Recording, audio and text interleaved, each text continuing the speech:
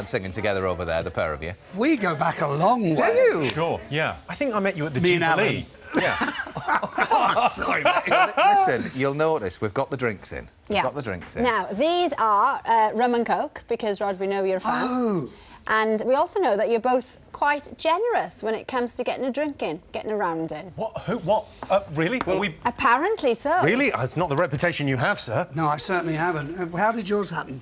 Well, I turned up... The last time I got a big round in was I was late for a gig. That's right. I was in Blackburn and the train got delayed. It just stopped. So I was 2.5 hours late for a show and 1,300 people waited because there is nothing else to do in Blackburn, presumably. and so I bought them all a drink, which was hell of a tap. And Very yours? nice. Yours? Well, only 2 fans turned up for me. No, it's the opposite. I was in Las Vegas and it was the last show and there were so many Celtic supporters in the audience with their green and white shirts on. I said, OK, guys, meet you over the road at Ramsey's, because he apparently played for Rangers. Right. So I think there was about, 60, 70. Oh. Cost me about $5,000. Did it? But well worth it. Well, embarrassing. we got you a little drone because we thought you Oh, might that's the play one he with- landed on my head. Well, there you are. You can amazing. certainly have a little play with that. Set it but off. it sort Okay. of fits into that same category, does it? It not? does, You playing with yeah. your trains and what have you. Because Have when a you go go. on tour, is it right that you actually take your train set with you? No, and then I get in don't, a hold on, joining hold room? on. I don't take my train set. Right, OK. It's a scale model railroad. Oh, I mean, sorry. it's very, very posh. But when I go on tour, if I'm in a hotel room, they'll give me a spare hotel room. And what happens is I have toolkits, paints, you know, everything I need to build a project. If I want to stop laughing. No, that's how most people travel, Rod. I think that's how most people in this day and age will bring a spare room for the model train set. You're such a rock star.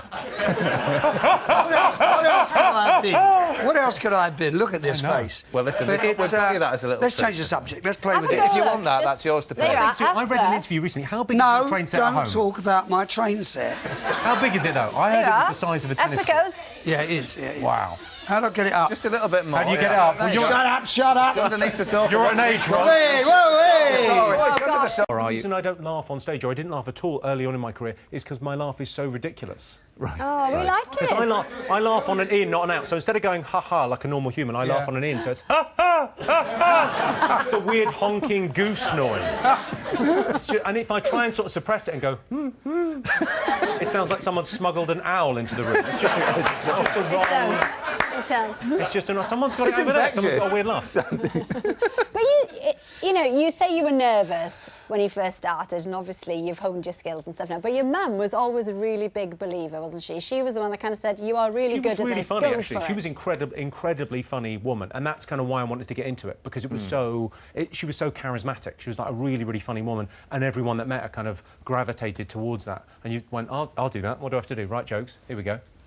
So it's a nice thing to kind of, you know... Yeah. Of course. I'm sure everybody does ask you, what is your favourite joke? But actually, when you've been looking back through all of the archives and everything that you have been, which joke were you kind of most surprised by that you thought was funny that you didn't realise at the time? I don't know. I'm just trying to think of my favourite all-time joke that might work on this show. Without swearing. I've got a Welsh friend of mine. I asked him how many partners he'd had in his life. Yeah. And he started to count and he fell asleep. That's just about all right, isn't it? I did. Yeah, that's. I like the one about, you know, the stag and the meat, the stag meat. Venison. Venison's dear, isn't it? Well, I tried to write the shortest joke possible. So I wrote a 2-word joke, which was dwarf shortage. Just so I could pack more jokes into the show. If There we you're are. a dwarf Well, and you're listen. offended by that, grow up. After I reached that, that was a high one. You two are absolute. I know. pals. So you shouldn't have given us this Listen, one. we it's shouldn't have. family We've learned our TV. This lesson. family television. Okay. Obviously, it's a family show. Behave. So anyway, and speaking of which, you are now singing, in your own words, age-appropriate songs. Well, that one, please, is it's for want of a better word, the wife is watching. It's a you know, a pulling song, but it's not Tonight's the Night. It's not Hot Legs. It's not Stay With Me. It's not Do You Think I'm Sexy. How many pulling songs did you write? Quite a lot. Many. I've had me moments. Yeah. Write what you know, that's what they say. But you stopped writing for a little while, didn't you? Because you say that you saw it as homework, but now you've taken up the mantle again. You've done a whole album this time. Yeah. So what was the difference then? When did you have that moment where you thought, I can do it again? Well, when I put the book together, autobiography, Rod, unusual title, and I thought I had so many things to write about. You know, it suddenly dawned on me, you know, that I had tons of stuff to write about, and that was the catalyst, that was the opening the floodgates, and I've just continued. And the song that you have written for, well, your son, basically, that's just the most wonderful... Batman, Superman. He's watching. Let me just tell him, I'm bringing this home for you, my old mate. Yeah. That, I mean, talk about setting the scene and creating an image. It just hits it absolutely perfectly. How was that process, writing that song and putting that feeling down in words? Well, every night I'm probably the last one to, you know, go and say goodnight to him. And he always says, Dad, read me a story. And I go, what about? He said, well, make it up. But what about Batman, Superman or Spider-Man? Right. So, song was written. Aww. And he plays it when I'm away from home, when I'm, you know, on tour or something. And directly I come home, he never plays it. It's weird, bless him. Aidan. See, I never get to put my son to bed. That makes me feel... well, I was driving home listening to it last night and I got all sad on the way home. Did you really? Oh, there we are. But I'm listening to you. Cry. There you go. Have you got any kids? No. Plenty of time. Sure. now, the main difference, because you obviously both go through the writing process, you've got to write loads of jokes, haven't you, because they're one-liners. What did you say, 1,000? You've got to write 1,000 to get 250 good ones? Yeah, is that about true? that. Yeah, well, the audience always decide. There's a great quote by an American comedian called Lenny Bruce. He said, the audience is a genius, because they decide what is and what isn't funny. You can sort of be doing comedy for as many years as you want. You tell an audience and they'll tell you what they like. Instantly. I bet Rod gets the same thing with the new songs. You play one, you go, this is going to be the single, and then you play it live, and the audience will tell you what's the one they like and what's the one they're not so keen on. But the key, obviously, is having that kind of contact with that audience. And as far as your venues, the size of them is concerned, I mean, they differ greatly, because you like to do quite intimate. And I mean, they're all stadiums, aren't they? That you do on your tour, next June they are, All my boys will be there.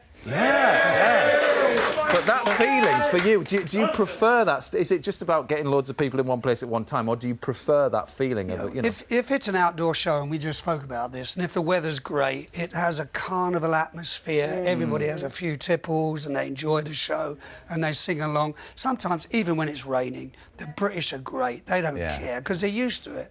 But it is... I prefer both. I love the outdoor shows, but I like the intimacy of, you know, let's say... Well, that venue you play in Vegas, Las Vegas is incredible. Incredible venue. But it is that thing where people spend their lives in front of screens now, computers and TVs and things, and they love going out to stuff and to feel part of a crowd and to sing along, and it's just a lovely experience.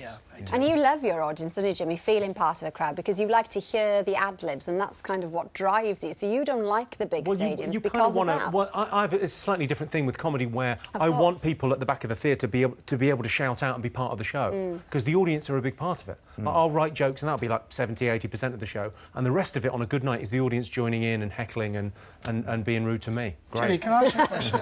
How do you go about writing a joke? Backwards. How do you mean? You tend to write the punchline first and then go back. So you think of a punchline and then you say, I'm going to write a joke about this? Yeah.